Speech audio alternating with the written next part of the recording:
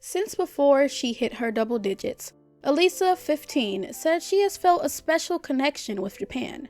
The high school student, who asked to be anonymous for fear of being doxxed online, was born in Ukraine and lives in Maryland, but she now goes by the Japanese name Miyuki and listens to subliminals that promise she will wake up and be Japanese. So far, she believes that by listening to YouTube videos with lo-fi music and photos of East Asian facial features while she sleeps, her vision is cleared, her eyelids have become smaller, and her hair is just a bit darker.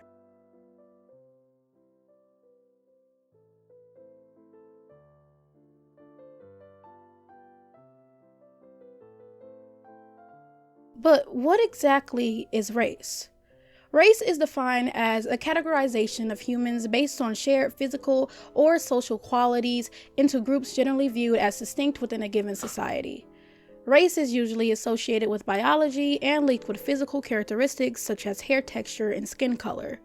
Early pseudoscientific theories of race posited that racial differences were biological and rigid and indisputable. However, race is now understood by studies of anthropology to be a fluid construct in which group membership is based on phenotypical attributes and rooted in a common descent, but is also structured by malleable social rules. Additionally, it is a political and social construct that can change over time, place, and context. Race has historically been used to establish a social hierarchy whereby individuals are treated differently, resulting in racism, as opposed to it being created for just scientific research, for example. But what of people choosing to change their race? A survey by the Pew Research Center of 1,555 multiracial adults found that 3 in 10 say that they have changed how they view their racial identities over the course of their lifetimes.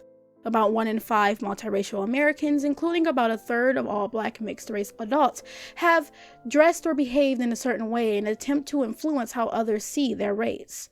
Taken together, these findings suggest that for many multiracial Americans, racial identity can be changed over a life course.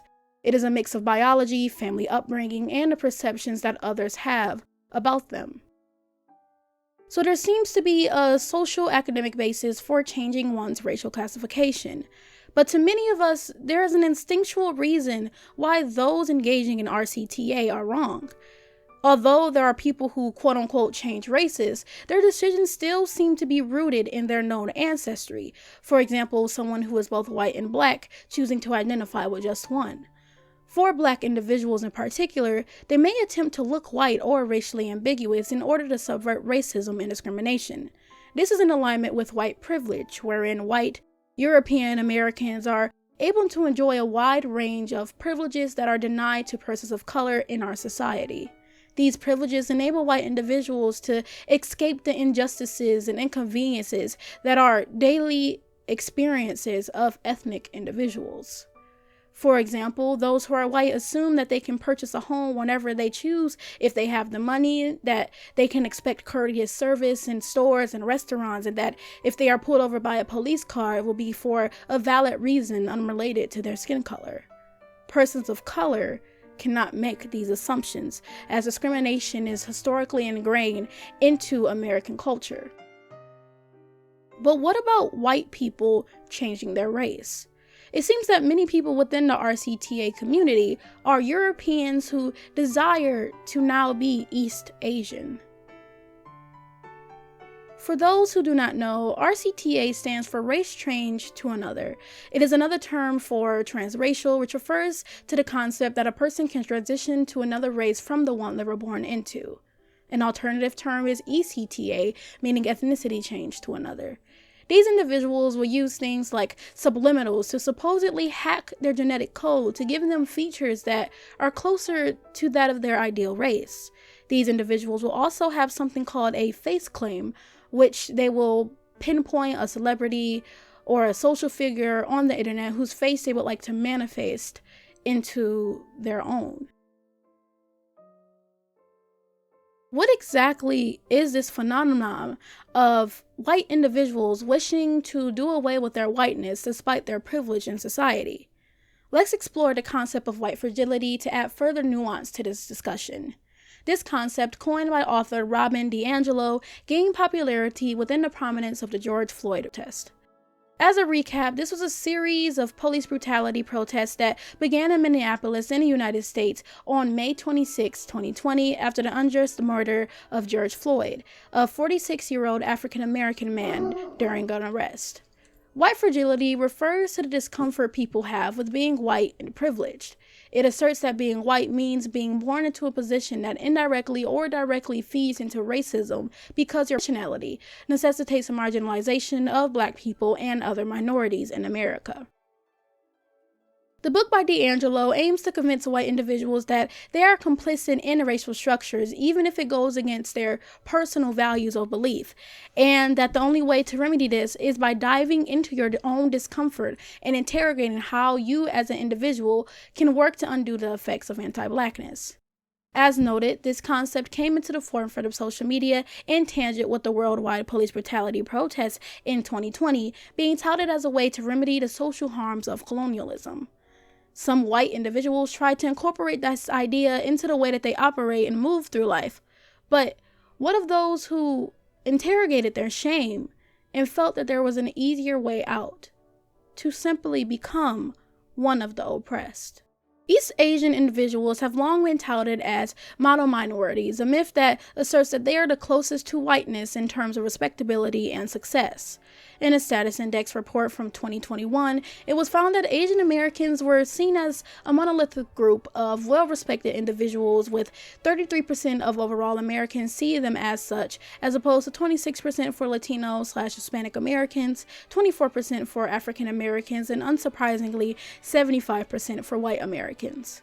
When asked to provide 3 adjectives to describe Asian Americans, the leading answers were smart/intelligent, hardworking, kind, nice, thoughtful, all highly consistent with stereotypes from the model minority myth that has been used to describe Asian Americans for over 50 years.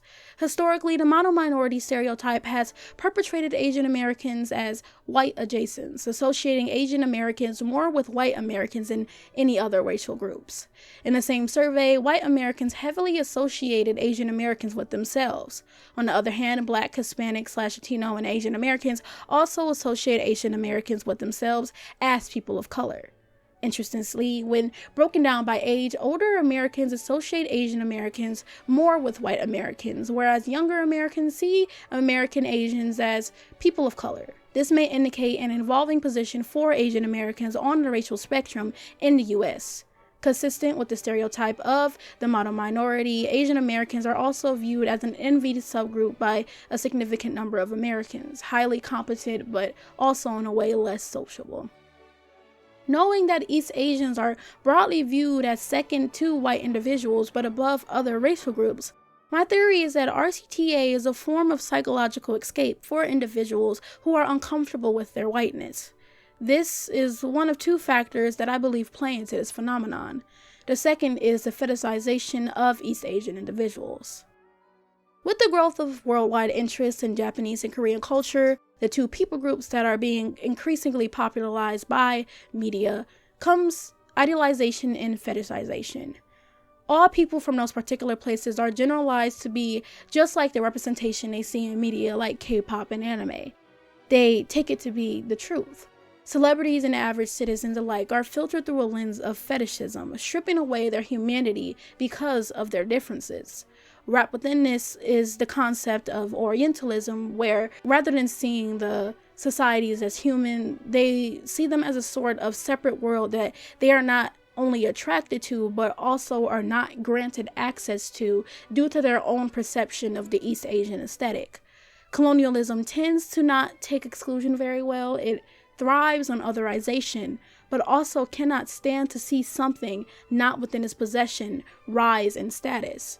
In tangent with white fragility and the model minority myth, East Asian societies have become an almost fantasy-like ideal for the masses. This first gave rise to Asian fishing, a trend where non-Asian individuals attempt to look East Asian in order to channel the growing interest, appeal, and fetishism of those who they try to emulate. This includes taping or pulling back one's eyes and purposely modifying one's face to mold into the aesthetic size East Asian. With this, East Asians are portrayed as a sort of aesthetic category that one can pursue outside of race. Korean skincare, the fetishization of East Asian bodies, and beauty trends all lend to the model minority myth, where it becomes ingrained into Western minds that there is a look to being Japanese or Korean. One becomes so immersed in these monoliths. Meanwhile, access to products and fashion becomes so accessible through the spread of soft power that it could trick you into thinking that you too could be one of them, should you engage in capitalistic consumption of foreign products. You too could escape from your whiteness and become this new almost sort of beauty standard, to the extent that even mainstream celebrities known for their Western-inspired beauty are foregoing their signature looks in pursuit of the viral East Asian monolith. Here we see how shame translates to avoidance, and that avoidance leads to coping, which in turn continues the cycle of colonialization even in the realm of race and perception. It may even feel more obtainable. In tangent with racial shame is one's failure to reach Western beauty standards. The Western ideal isn't just European, it's to be sexy, to be desirable. I remember that when I was first introduced to societies outside of America or the Western society sphere, there was a sense of alignment that somehow these societies didn't care about sex appeal, but instead they cared about more quote-unquote natural beauty. In a side-by-side comparison between popular American celebrities and popular Korean ones, for example, it's easy to fall into the thinking that the Korean celebrity is more natural, that their face free from makeup indicates a society when a sort of beauty that doesn't subject the viewer to the predatory status and standards of the West. Of course, this isn't at all true, but it seems to not be a coincidence that the vast majority of those in the RCTA community are young white girls. The fetishization of East Asian beauty standards creates oppositional thinking, where the subject will make comparisons between one society and another. It feels drawn to the one that feels less objectifying, despite the fact that both societies impose impossible beauty standards on women that cannot or is not something that people are just born with, like a thin nose or big eyes. Many will look over this, however, because if double eyelids and a slim nose are the beauty standard in Korea as a result of colonialism, and the white individual who is ashamed of their race realizes that they are closer to that beauty standard than the one in their home country, it seems more natural to gravitate to where you have a better chance of fitting into the mode of beauty, considering the rat race that women are placed on to be socially acceptable and seen as desirable. In closing, I theorize that RCTA is a coping mechanism that is rooted in white supremacy and shame. Upon realizing that whiteness is in jeopardy due to society's confrontation with racism and how just being born white guarantees your participation into said system, the structure is simply migrating into the next booming area, East Asians, which is in tangent with the growing fetishization of those individuals. This attempt to flee from white fragility can even explain the presence of subliminals. Constantly telling yourself that you are not what you see in a mirror lends to a state of psychosis, where you genuinely feel as though you have become a different person, and in turn you have alleviated yourself from the guilt of white identity, or alternatively, the plights of ethnic discrimination.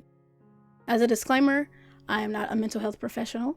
Everything I've said is only a theory based on my subjective understanding of the situation, based on literature I've read and concepts that I know of. But what are your thoughts? Please do let me know in the comment section. This was something I just suddenly thought of and thought to talk about it. But thank you so much for watching.